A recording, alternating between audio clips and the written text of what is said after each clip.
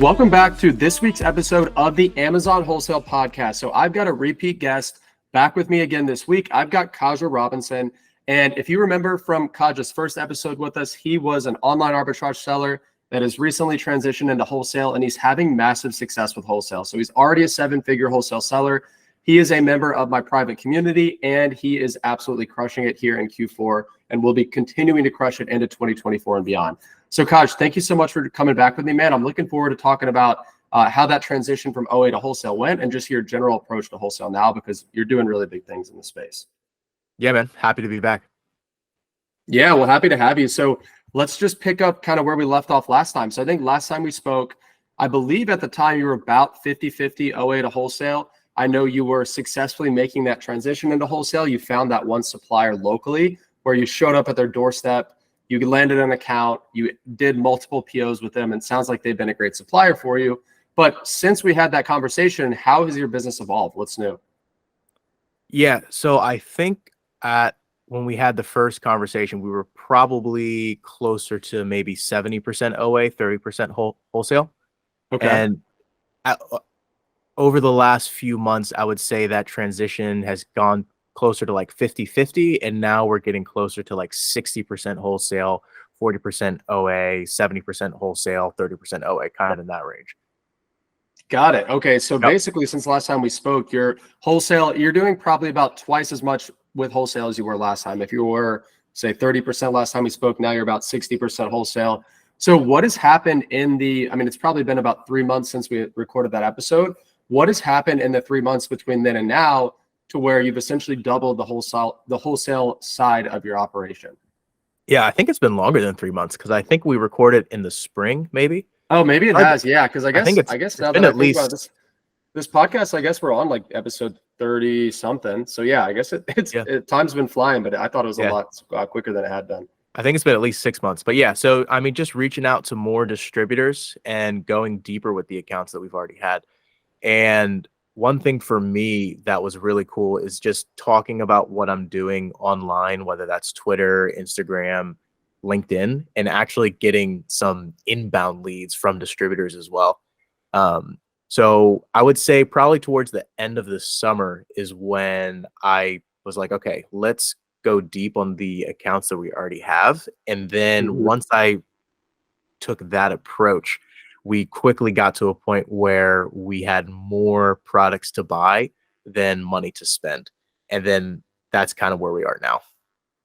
Well, that's such a good point that you made about, it's like you transition from, I always explain it this way, as like when it comes to your wholesale business, you've got two sides of the coin, right? The first phase of your business is you've got more money to spend than products to buy, and the whole goal is to find more products to buy.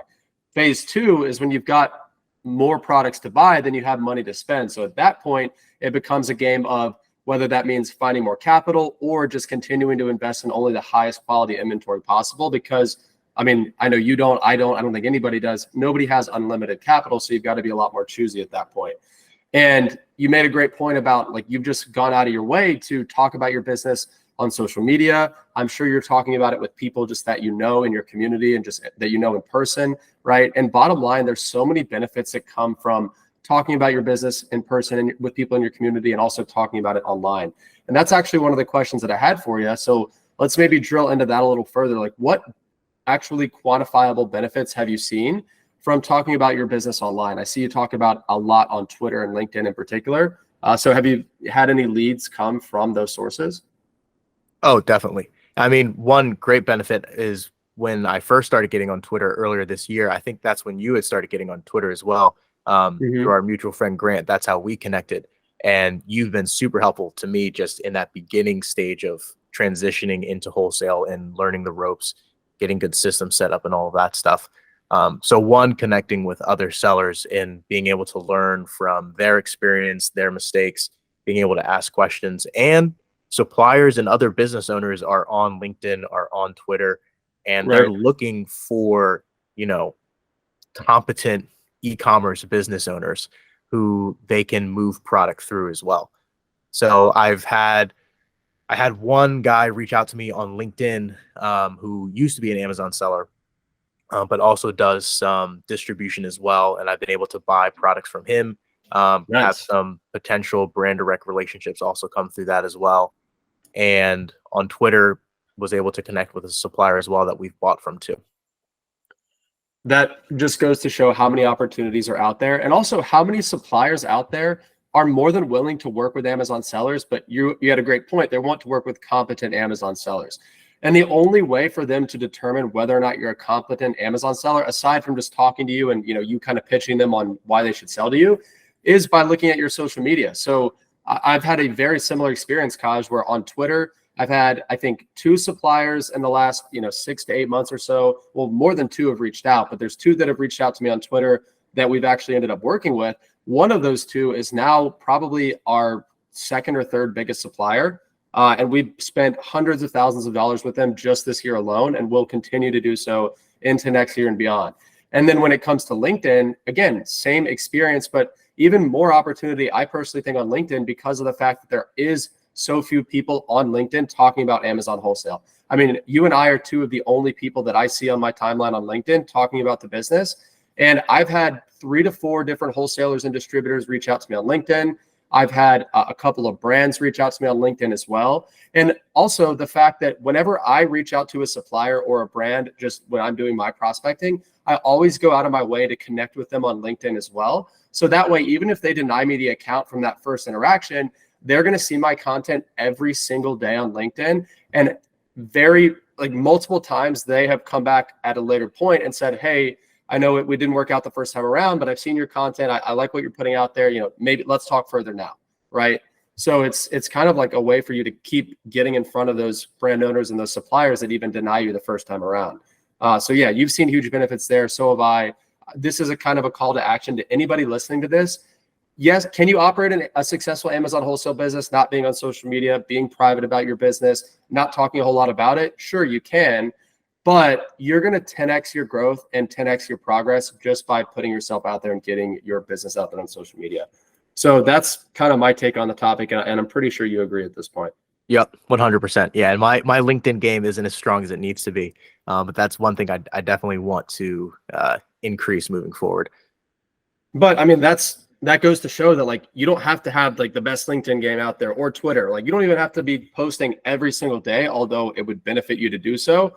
But it's just by putting stuff out there from time to time, right? Taking a concerted effort to plan out a post or write out a script for a video that you're going to record on what you've been doing in your business. Like I said, it doesn't have to be every day, but just by simply doing it, you'll get more comfortable with the process and you'll get in front of people that you wouldn't have gotten in front of otherwise.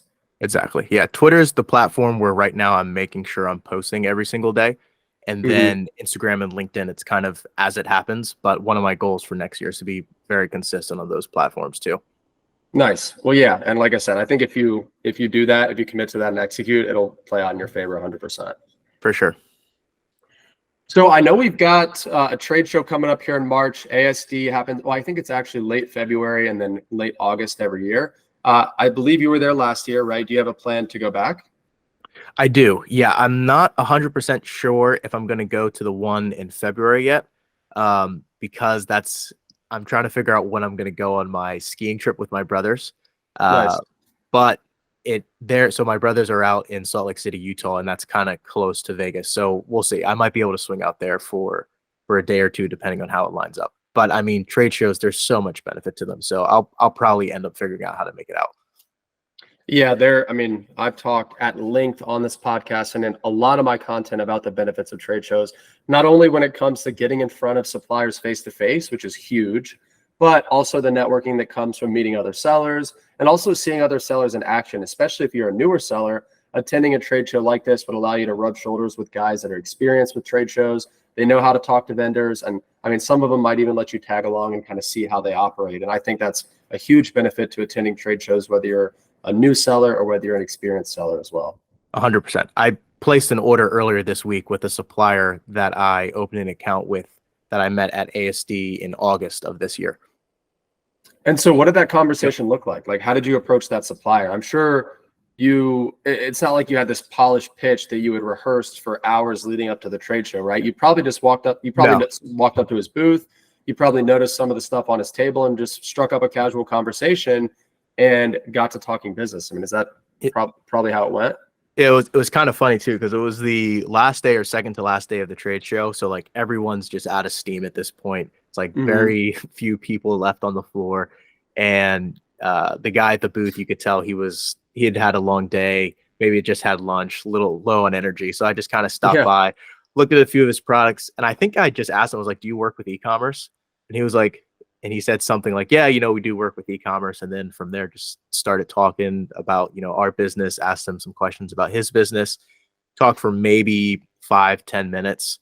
And then he was like, "Wow, well, thanks for coming over." He's like, "I've talked with a lot of Amazon sellers at this conference, and you're probably the only one that was actually a worth it conversation." And then I've, That's I've, crazy I've because bought from he him like 4 to 5 times already. and I love that because he probably talked to 50 Amazon sellers. He probably talked to 100 Amazon sellers in the previous 4 days. But I bet you're the only one that stopped by. And I mean, like you said, you just had a regular general conversation. You probably asked him about his business. You built rapport. I bet all of those other Amazon sellers that walked up to his booth probably said, "Hey, man, can I have a price list?" Or, they didn't know what they wanted. They had no idea. They didn't have any products in mind that they were looking to purchase. They were looking to buy, anything that's profitable, right? Which is probably the worst thing you could say to a vendor. But like you said, you just went over there, built rapport, and had a regular conversation. So that clearly worked out in your favor. Yeah. And the crazy thing about this supplier too is they do FBA prep and ship straight to Amazon. So Nice. I love that. obviously they work with Amazon sellers, but for some reason, like they do a lot of perfume, which I guess some sellers aren't able to do dangerous goods, which is probably one of the reasons why. But I mean, Mhm. he's been great because a lot of wholesalers, you're going to have lead times. It can kind of tie up capital a little bit if the product isn't on hand right away or whatever. But with this, I mean, these guys, their turnaround time is faster than OA because I place an order, send the money, they prep it and ship it out within the next 1 to 2 business days, and we're cooking. That's best case scenario. And keep in mind, this is one supplier that you met at ASD for 5 minutes, right? Yep. So I'm firmly convinced that you can go to trade shows like these, and it doesn't have to be ASD. It can be any trade show. I've been to one called Outdoor Retailer. There's CES coming up, which is a big consumer electronics trade show that's huge. There's going to be tons of vendors there. Really, just go to any trade show and make a concerted effort to make 2 or 3 solid connections the whole time you're there. You don't need to talk to 50, 100 people. Now, you might need to talk to that many people to find those 2 or 3. But when it comes to like the vendors that you're going to do long-term business with, the where you really get your ROI is those 1, 2, or 3 really solid vendors that you formed a great relationship at the trade show, just like that one. Exactly like you said. Yep. Yeah. And so this past ASD was my first time going, and I tried to do some preparation, look through the list, get suppliers that I wanted to talk to in advance. And once I got there, I mean, I was just so overwhelmed. There was Yep. just so many booths. I was like, screw the plan. I'm just gonna start talking to people. And I think Yep. I maybe ended up talking to 2 or 3 of the suppliers that were on my actual list. But all of the suppliers that I've purchased from that I met for the first time at ASD, I don't think were suppliers that I had added on my list ahead of time. They were just people I ended up talking to. Yeah. They probably just came as chance encounters, right? Yep. And again, not to kind of beat on the ASD drum, but I think that could be a really good strategy for approaching these trade shows. Like we all know that the best deals sell out immediately. So the best vendors are going to have their best deals already at 9 a.m. on that first day. But you kind of scoop this guy up on one of the last days of the trade show. So I think this kind of just popped into my head. What I think could be a good strategy would be like, yes, it helps to be at the trade show the first day, but also like there aren't many people that are staying for day 3 and 4, right? Most people, I mean, I'm talking buyers, right? The vendors are typically there the whole time, but most buyers, they show up, they go hard on day 1, they go kind of hard on day 2, and usually they're gone by day 3. But I think there's a big opportunity if you really focus your efforts on day 3 and 4 and not necessarily pick up the scraps because, well, yes, a lot of the good products will have been bought up by that point. But at that point, the vendors that have booths, like they're just looking to move product, right? They know like they're tired, they're burned out, they're just ready to be out of there. So if you kind of come out of nowhere and say, "Hey, I'm ready to spend, 10, 50, 100,000 with you," they're almost like, "Wow, like where was this guy the first 2 days?" Right. And Right. again, they've got fewer people coming up to their booths, so it's less competition. You get more of their attention. Like I think that could be a really good strategy, just kind of like hanging out being a lot more visible in the last like 1 or 2 days of the trade show. Yeah, and there's less competition as well in regards to how many people are trying to talk to that vendor on that day.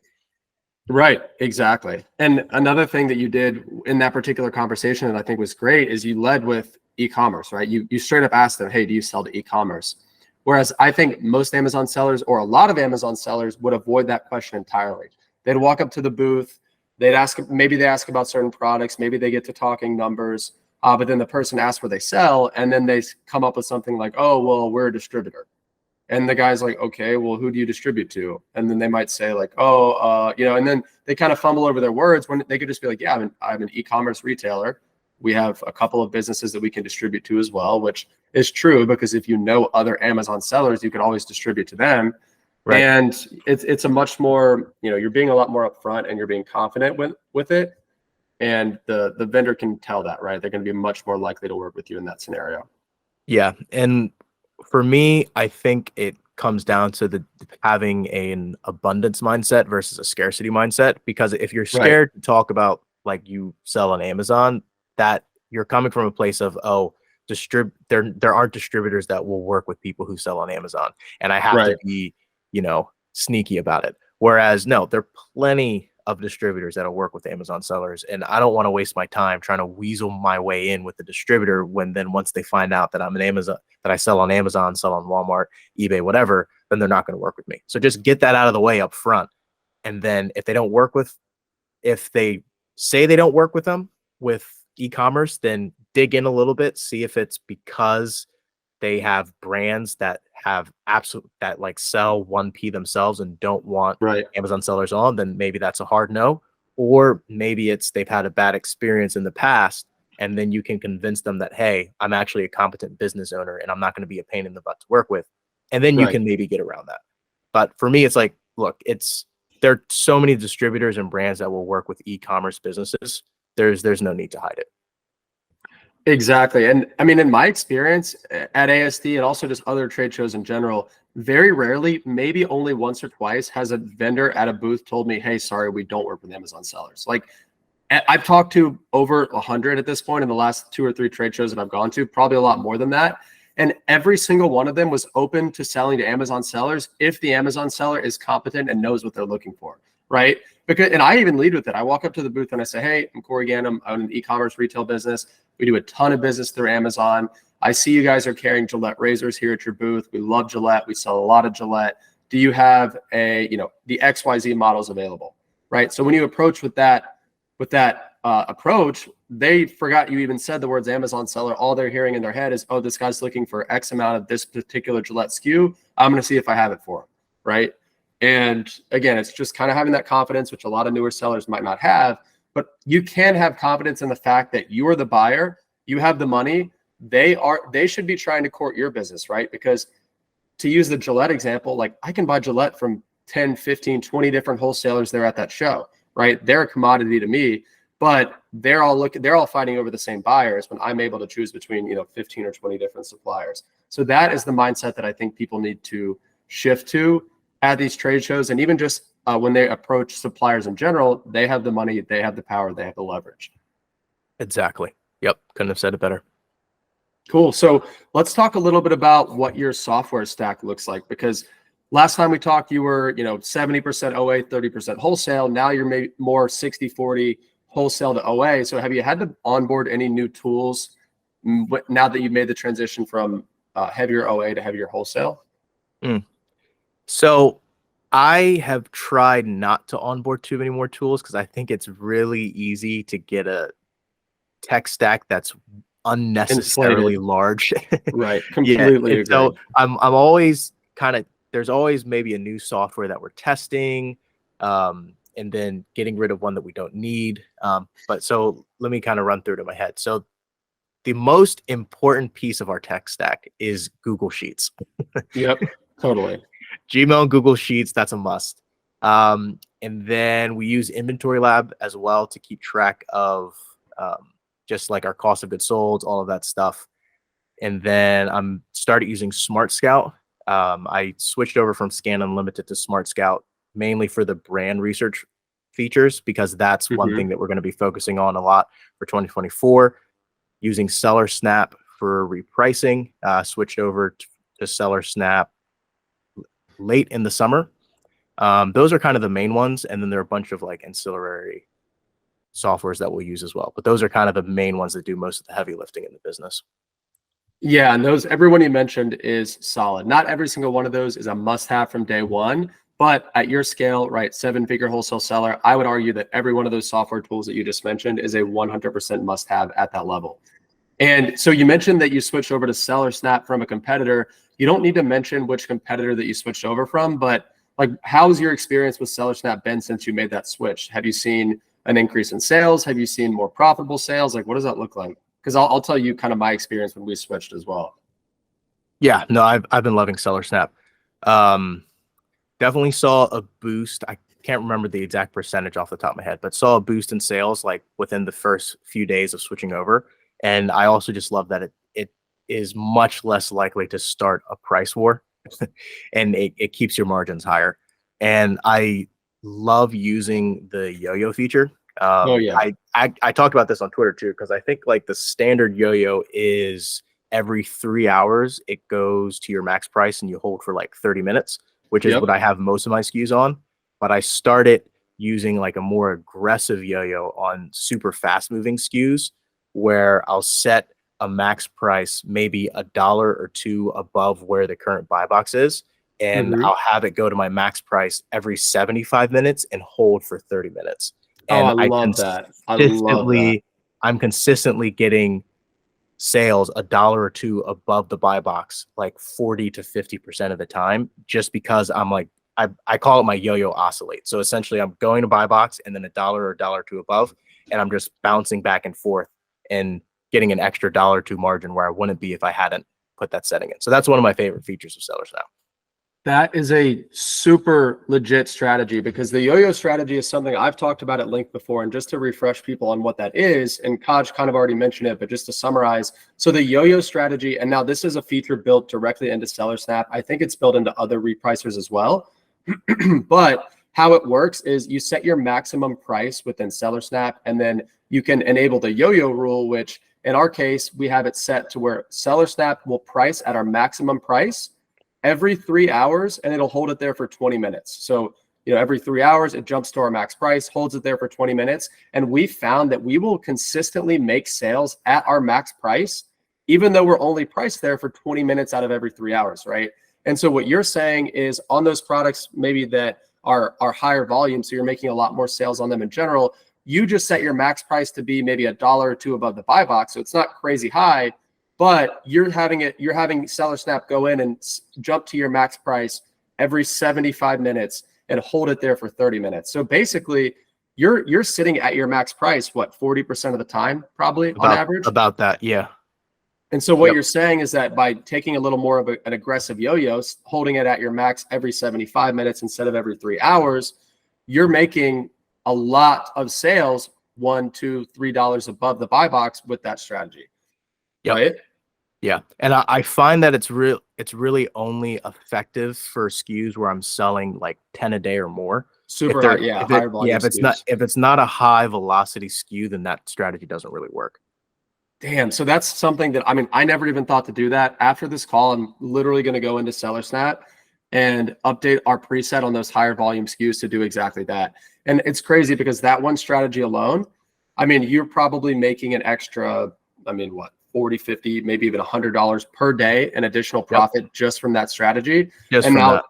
Seller Snap is definitely not the cheapest repricer on the market for good reason, but it looks like that strategy alone could probably pay for the tool within like a couple of days. So that's really cool to hear. Yeah.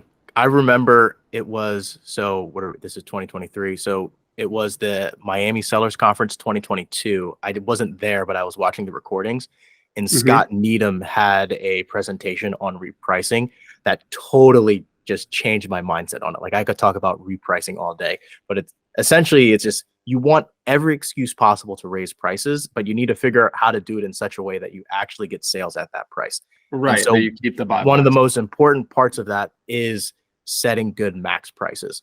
So I'm super meticulous whenever I'm setting max prices to see if I can get sales on that, and also making sure your max price isn't too high so that customers won't return it. Because sometimes on a certain product, like if you're the only person selling at max price, like there's one product where our max price is $49.99, and we've had customers return the product because they bought it and then they realize 5 minutes They can later see that that they the can price buy it was for 25, right? exactly. So you want to make sure your max price is realistic. But then another thing to look for when you're setting max price, if you're doing the yo-yo, sometimes a lot of sellers will be back ordered. And so I'll set my max price until I hit a seller that's not back ordered. So Mhm. sometimes a lot of sellers will be fighting for the price, let's say between $40 and $45, but the buy box is at 40, and then back ordered seller until you get to like 45. So then I'd Yep. set my max price at $44.99, and then I'm getting sales between 40 and $44.99 all day. That's another great strategy as well. And we have our repricing set up to where when we are back ordered, so when all of our inventory is in FC transfer, it just defaults to our max price. So Yep. a lot of times we'll kind of sneak our way into the buy box, even if all of our inventory is in FC transfer at our max price, which is crazy. I mean, like I said, that adds an extra probably $30, $40, $50 in profit per day just from having that one setting enabled. So it's a cool tool. Encourage anyone who's interested to check it out. Now let's talk. So we talked software. Let's talk a little bit about your team. So I know you've got a partner in the business, Josh. I know you're both kind of operators, but do you have anybody else on your team, whether on the virtual side overseas or even there in the warehouse? Like, what does that team setup look like? Yeah, so me and Josh own the business 50-50. I'm the day-to-day operator because Josh still has a full-time job. He's a physical therapist. I took the jump full-time into the business a little over a year ago to be the main operator. And so Mhm. we have 3 virtual assistants. One is our admin, the other is our OA sourcer, and the other is our wholesale sourcer. And then we do all of our OA, we do that prep in-house, and then all of our wholesale goes through a prep center. So we have a couple friends that help us in the OA prep side of the business part-time. And then we have one other friend who's been helping us a lot with the buying for OA and also now for wholesale. So it's like Got it. 3 full-time VAs and then 1 full-time US and 1 part-time US. Interesting. So, and this is more so out of curiosity, not to critique your model in any way, but why wouldn't you have your prep center do your OA prep as well? Or why wouldn't you do your prep in your garage there as well? Yeah, so that's one transition that we're going to be making into 2024. We'll, as we continue to grow more wholesale and do less OA, we'll probably still do some of that OA in-house. The one friend that's been helping us out with prep, she might also be starting her own Amazon thing. We're still trying to figure all that out. Yeah.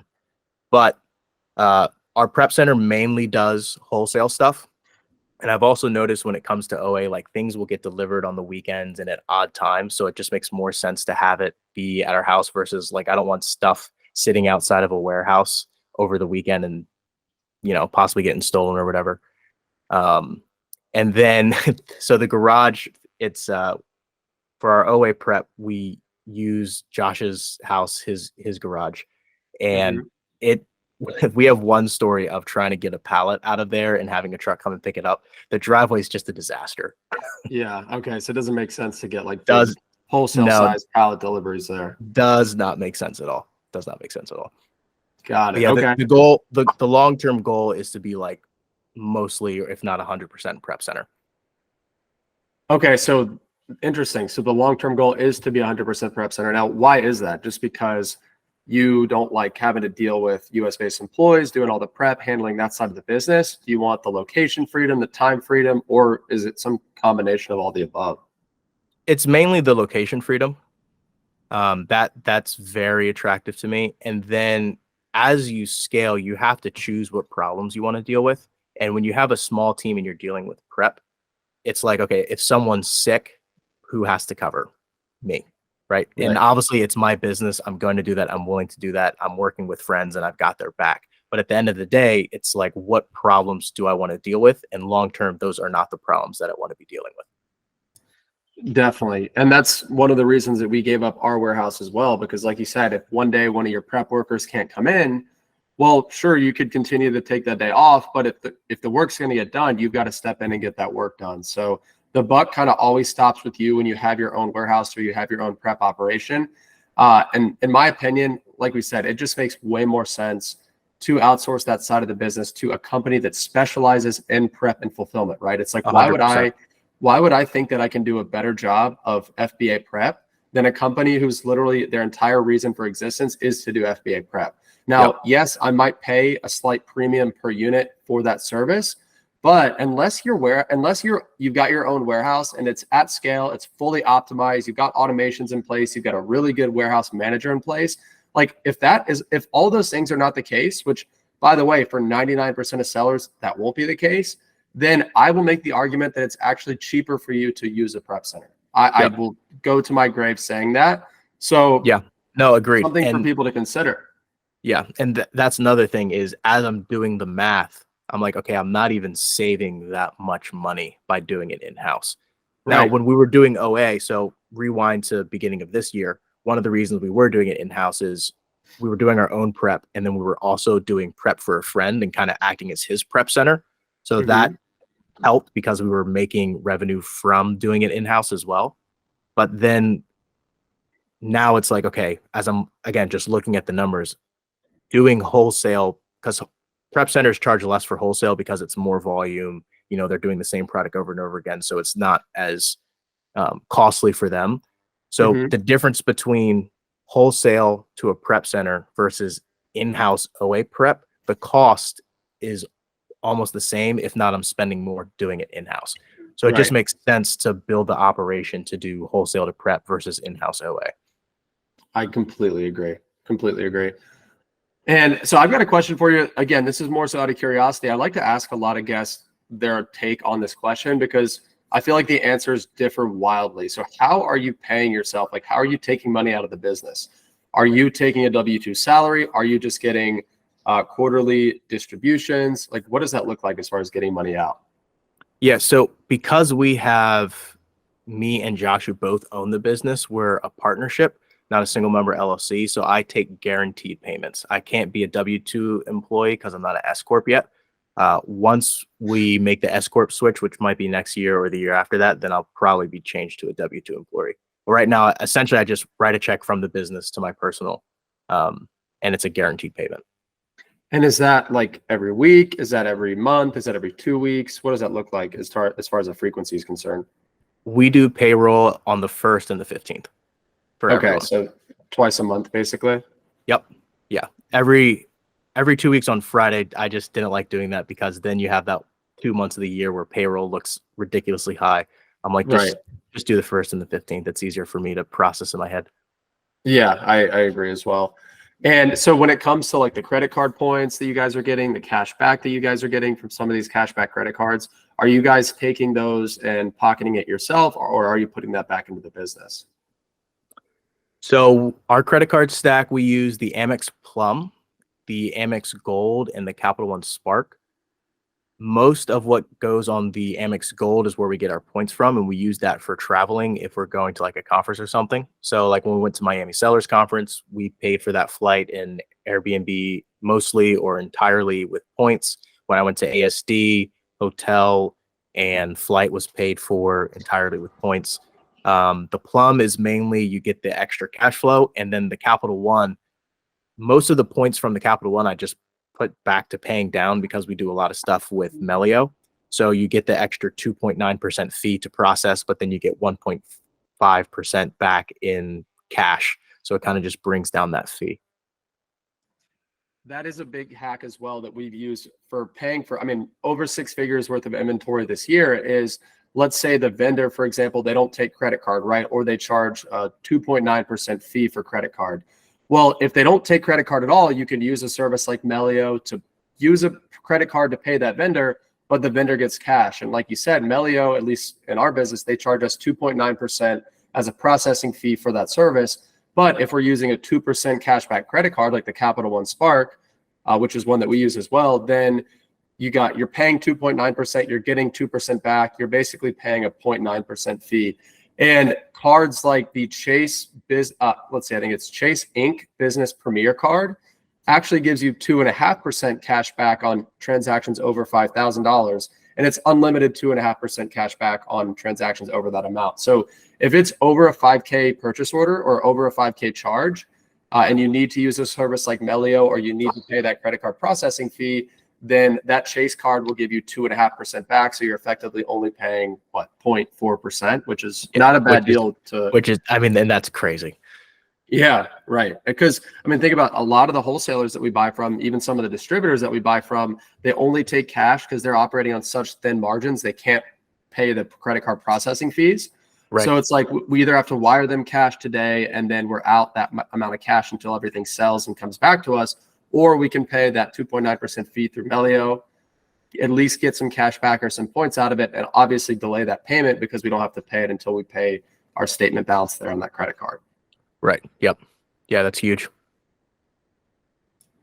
And so you mentioned your credit card stack, the Plum, the Gold, and the Capital One Spark. Are you using either or any of those cards for particular categories of spend, or are you pretty much just deciding which, like you kind of just use one of those three cards for anything? It just depends on what you're feeling. Yeah, I kind of had it more split up in terms of what card was used for what. Now it kind of just depends on where the limit is, because we're at that point where there's just so much to buy. Whenever there's enough limit on one card, I'm just going to put a PO there. I want to put most of our wholesale spend on the Capital One because that's what we use mostly for Melio, because Capital One payment has an integration with Melio. So if I initiate a payment through that portal, normally the supplier will get the funds either, I don't think they've ever gotten it same day, but they normally get it next business day. Whereas if I initiate it Amex through Melio's portal, I think it normally takes 2 or 3 business days. So doing it through Capital One, it just kind of moves a little bit faster, which I like, but we don't have as big of a limit on the Capital One. I'm hoping to raise that limit soon. And then, like I said, put most of our wholesale spend on the Capital One.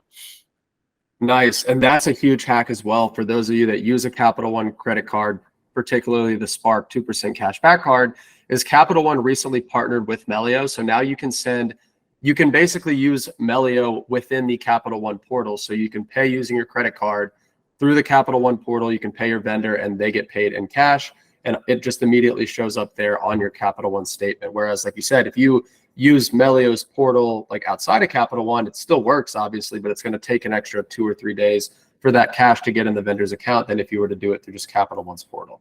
Right. Exactly. Yep. Awesome. Yeah, that's a great tool because we do use Melio quite a bit. There's plenty of months where we process over 100K worth of POs just through Melio. And honestly, it'd be great to know if there are people out there that have gotten a discount on the Melio's processing fee. Because like I said, right now we're paying 2.9% on every transaction through Melio. And you've got to think that if you're doing a certain amount of volume through Melio, maybe 100K a month or more, that they'd be willing to lower that rate to maybe, think about it, if they lower that processing fee to even 2.5% and you just use the Chase Inc. Business Premier card for all of your transactions through Melio, then your cashback's going to cancel out the fee and you're basically, it's a free payment every time. Exactly. Yep. Yeah, that would be huge. Yeah, that would be. And I just need to get a higher limit on that card. I think our limit on our Chase card right now is only like 13K. So it's been painful. Yeah, so we don't really use it because it's kind of pointless, but that's one that we need to work on getting a higher limit there. How do you raise the limit on that one? Because I don't even have that yet, but that would probably be the next card I would get, would be the Chase. So I've heard of some people, they get approved and they get a high limit right off the bat. Like I think Danny got approved for the card and he immediately got a 40K limit. But as far as I understand, you can just call up the customer. Like you have to kind of request a limit increase. And then once they increase you past a certain limit, you've got to start providing P&Ls, balance sheets, like basically just financial information about the business for them to determine if it makes sense to extend you a higher limit. So makes sense. Getting in touch with some, and also too, if you need to go down that rabbit hole, somebody in the Discord group talked about how they have a contact there at Chase. So we can help facilitate that within the group to help you get set up with that card and get you a higher limit as well. Gotcha. Awesome. So another quick question I have for you is, have you guys focused on any particular niche now that you're going heavier into wholesale, or are you just looking to, find any sort of distributor that, I know how we say, like, don't just look for anything that's profitable, But when you're doing that initial research, if you're not going super niche, that is kind of what you're doing, right? You're looking for a supplier where you can get your foot in the door and they're at least semi-profitable at the start. So are you taking any sort of a niche approach there? Yeah, so I like doing the shotgun method when you're first starting. It's kind of like just go really wide, contact a lot of distributors, and then see what sticks, and then decide like where you want to go deep. And I think as we were launching wholesale this year, so spring through the fall, we were kind of in that shotgun approach, just contacting a lot of distributors, seeing what sticks, seeing where we can get accounts open. And now our main direction for 2024 and what we're going to be focusing on for growth is going brand direct. And I think that's when we're really going to start to niche down. And I really like the grocery and then the health and household category, particularly for the replenishable nature and also lower returns. So those are probably the niches we're going to focus on. And then as we start to get some brand direct accounts underneath our belt, we'll probably figure out like what subs categories specifically, but that's kind of where we're pointed. And yeah, I like your point about like going, when we say going niche, you're talking about going into a main category, right? And some people might argue like, oh, that's not niche. You know, there's plenty of niches within grocery. And while you're right, but at the same time, I think like if you decide, hey, we're going to focus on grocery, we're going to go brand direct within grocery, that's where I would start, because you're still going to be taking somewhat of a shotgun approach within the category of grocery. But once you can get your foot in the door with a couple of good brands in, say, a specific subcategory. So let's say you decide you're going into grocery and you happen to get a foot in the door with, let's say, a hot sauce brand, right? Well, then at that point, you've got a foot in the door with the hot sauce brand. You can reference like other brands in the hot sauce category probably know the brand that you just landed that account with. So it's going to be way easier for you at that point to then leverage that brand that you got a foot in the door with to get brand direct accounts with other hot sauce brands, right? But if you were to happen to get initial traction with, let's just say, a cereal brand, then it would make sense to double down on cereal brands and go deeper into that subcategory. And I've got a friend of mine where he's an 8-figure wholesale seller. He's absolutely killing it. He's in grocery and he just happened to get a foot in the door with chocolate brands early on. So he's got brand direct accounts with Mars, with Ghirardelli, with some of these like really big chocolate brands. And so he's just doubled down on that. He's trying to go direct with all of the big chocolate brands, all the big chocolate manufacturers. And he's having a much easier time doing it because he can say, hey, yeah, I work with Mars. I work with Ghirardelli, right? Yep. So they're like, oh, well, makes perfect sense. He fits right in with our typical type of customer. Exactly. Yeah. Yeah. So still refining where we want to attack in regards to a niche, but that's definitely the long-term play for sure. And how do you plan on doing your research there? I mean, are you going to be using something like Smart Scout to drill into the brand features there? Are you going to be just looking into the catalog of what you've already carried and deciding which brands to reach out to? I mean, I would think that latter approach would probably be lower hanging fruit, but also the Smart Scout approach would be a great way to identify brands that you haven't heard of that you could possibly reach out to. Yeah, all of the above. We also have some brands that we're aware of just from connections through real life, not like brand owners that I know that I could drive over to their house, but brands that I've heard of just from products that my friends and family consume that I also really like and see potential on. So I've been reaching out to some of them as well. And then we'll be using Smart Scout and the brand features pretty aggressively to dive in and see like what opportunities are on Amazon already. So those brands that you just mentioned that you've kind of just stumbled upon through everyday life, your friends and family like them, are they already on Amazon, or are these brands that like you've reached out to the brand and said, hey, you've got an opportunity on Amazon and you're not filling the need, like we can help you do it? So one of them, it's funny because there was a brand that we were talking about just with well, I was about to give away the brand, but I don't want to do that because I still want to land the account. You don't have to. But one of my friends was consuming the product and we were talking about it because I was also looking for a similar product. And we were talking about how they weren't on Amazon. And I was like, this is a huge opportunity. And then like a few weeks later, they launched their first product on Amazon. I was like, really? That's crazy. Yeah, but they launched the first product on Amazon. It's doing okay, but there's so much room for improvement and opportunity. And one thing is, like, you can see they like were in stock and then immediately out of stock, lost the sales rank, in stock again, out of stock, lost sales rank. It's a nightmare. Advertising isn't optimized. Like you look up the main brand name and they're not even ranked on there. So I'm like, they're already on Amazon. Terrible. They know there's opportunity. I'm like, let me just buy your product and help you stay in stock and optimize your ads. Yeah, I mean, that could be, I think there's a couple of different approaches that you could take there, right? So did they launch on their own 3P account? Yes. So yeah, that's great that they see the opportunity on Amazon, but they're clearly, it's probably the owner probably set up an Amazon account, threw up a listing, threw the products up there. He may or may not be brand registered, right? Guy clearly has no idea what he's doing. So what you could do, if you could get an audience with the owner there, you could say, listen, we've got two options. Option A is I can be the exclusive retailer of your products on Amazon. I would obviously need that agreement on paper, but we buy from you at wholesale. So you get your money up front and we just turn around and sell in retail, do things to market the brand and help grow sales on Amazon. Option two are if you guys want to continue to sell on the channel yourselves, we could simply manage your seller account and it would be more of like a revenue share agreement, right? Typically, I think 10% of net sales is like pretty common agreement in those types of situations. So you don't have any inventory risk. You're not having to come out of pocket for any inventory because the brand owns it, selling it through their account. You're literally just managing their listings, managing their third-party account, making sure they replenish properly, and doing all the things that you would do to grow their brand if you were selling it yourself, but just doing it through their account, right? So that's two options you can take. One of them, I think that if you're the exclusive retailer, it's potentially a lot more profitable, especially if the brand takes off.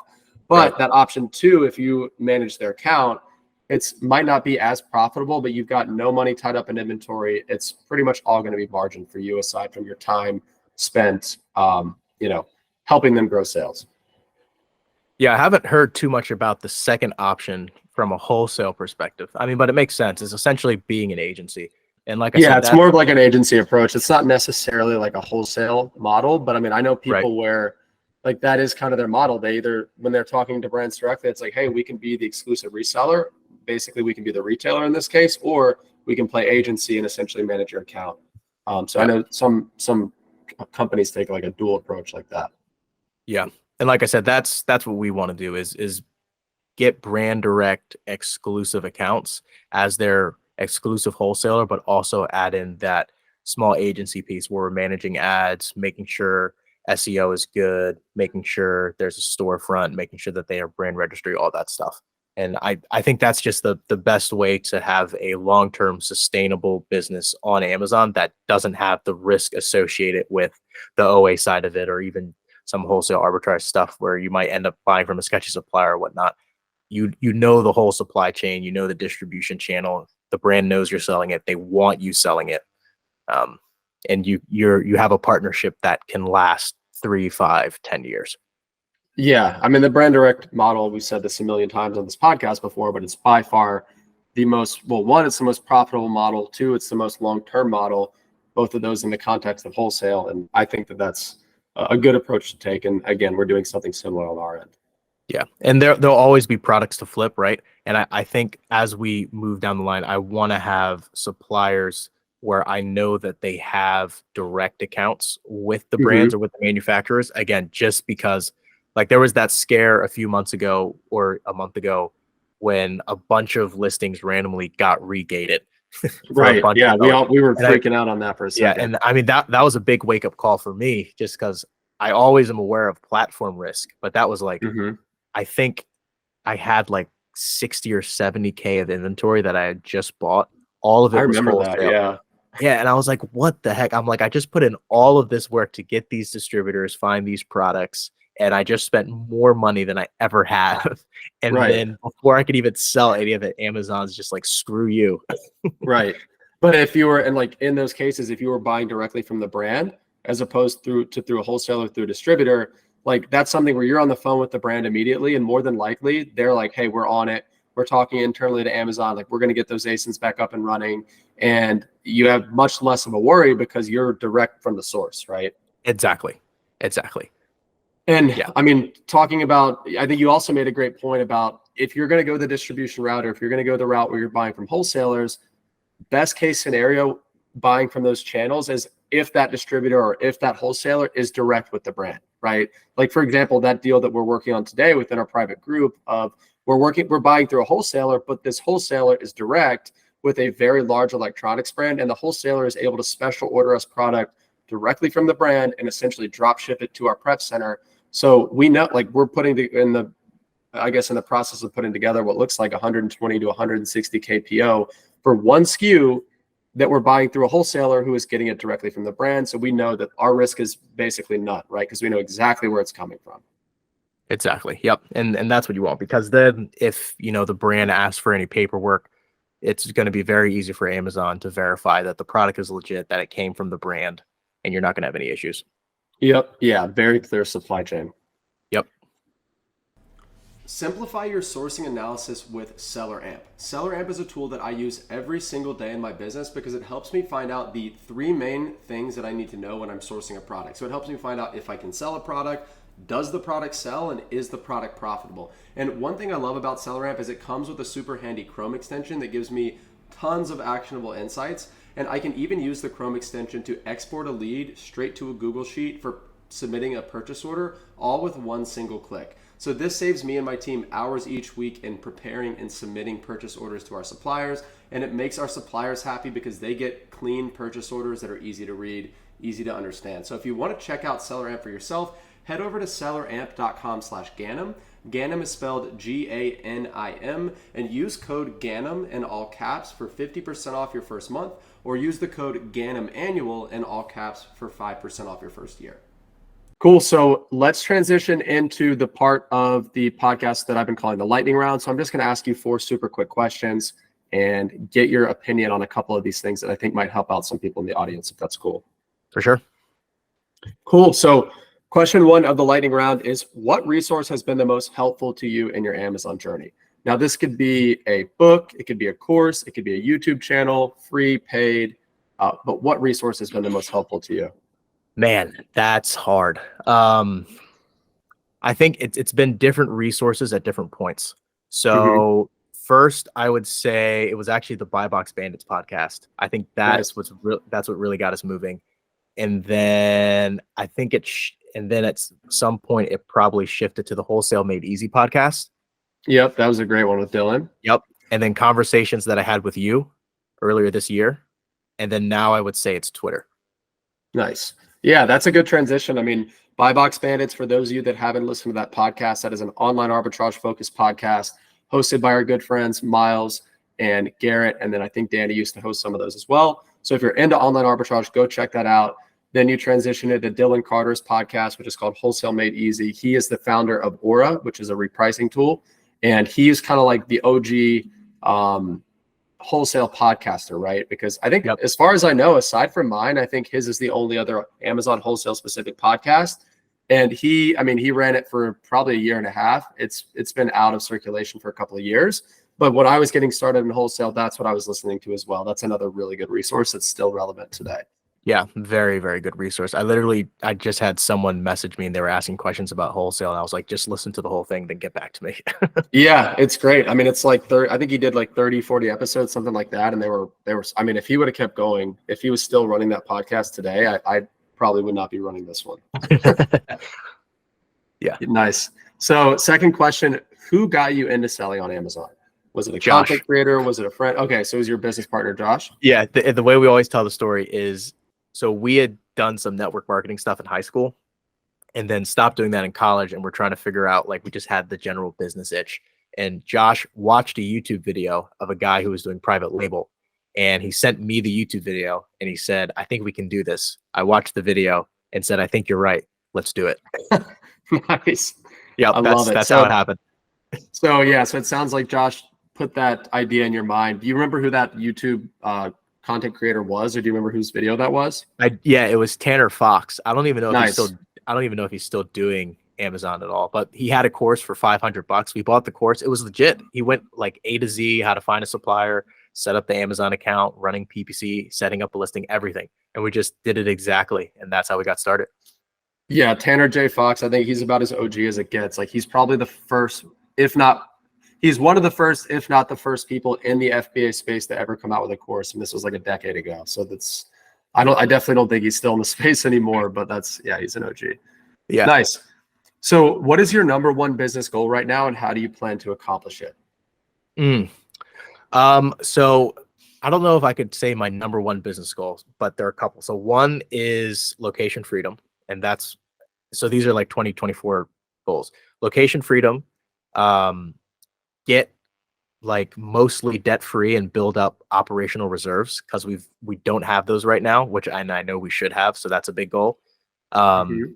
And then those are probably the two main ones, I would say: location freedom, and then get a handle like on debt and build up operational reserves. Yeah, those are two really big goals that if you were able to accomplish them, which I definitely think you can. I mean, location freedom is just going to come as soon as you outsource fully to a prep center. That's relatively easy, as you and I both know.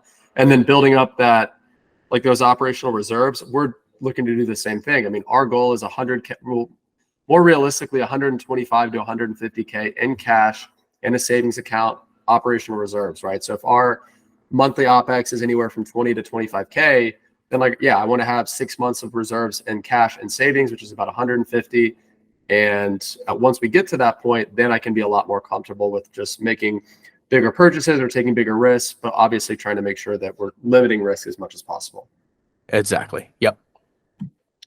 Cool. So final question of the lightning round. What is your number one tip for new wholesale sellers? Take action. Just take Stop action. overthinking it. Oh my gosh. Yeah. It drives me crazy. I get messages from that. It's like, what about this? What about that? What about this? I'm like, dude, just start calling. Just call suppliers. a supplier. Oh yeah, my just goodness. totally just call a supplier. Like, simple as that. That's And if you mess up the first call, just call them back a week later. Yeah, that's a great point. It's like some people think it's like, oh, well, I've got this short list of 20 suppliers that I really want an account with. And if I call them up and say the wrong thing, or if I sound stupid, I blew my shot. I'll never have a chance again. It's like, no, they probably get 50 calls a week from people wanting to work with them. If you call them 4 days later, that one, you're probably going to get a different person who answers, and two, like they're not going to remember you. So that's a great piece of advice. It's like, if you're new, if you've consumed a little bit of content, if you kind of have a general idea of what you want to do, then just stop procrastinating, take action, call suppliers. If you're doing wholesale, if you're doing online arbitrage or retail arbitrage, start sourcing products, start learning how to read a keep a graph, and just get in the mix every day. Because I mean, as you and I both know, it's going to take anywhere from 2 to 3, more likely 4 to 5 years to really build like a profitable, sustainable business doing this. So you've got to commit to the long term. And the first step is just taking that initial action. 100%. And then on the back end of that, taking action is going to open up doors to everything else, because like people say, oh, I have trouble connecting with people on Twitter, connecting with people on Instagram, whatever. But part of that is, if you're like not taking action and you don't have anything to show for it, people are going to be much less likely to interact with you.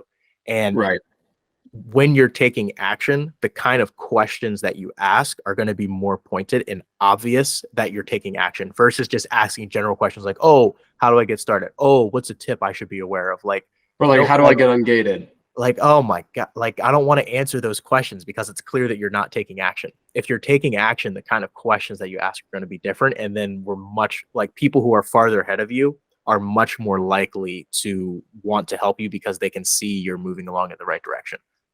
That's spot on. Like, I'm way more likely to answer a DM from somebody who has a very specific question because they took action and they need advice out of a very specific situation, as opposed to someone who, like you said, it says, ask questions where you can tell they haven't started, right? Like, how do I get ungated? How do I get started? Just take some action and then come back with pointed, specific questions, and you're much more likely to get a response. And also, people just want to help people who are like in the trenches doing work every day. So that'll help for sure. Exactly.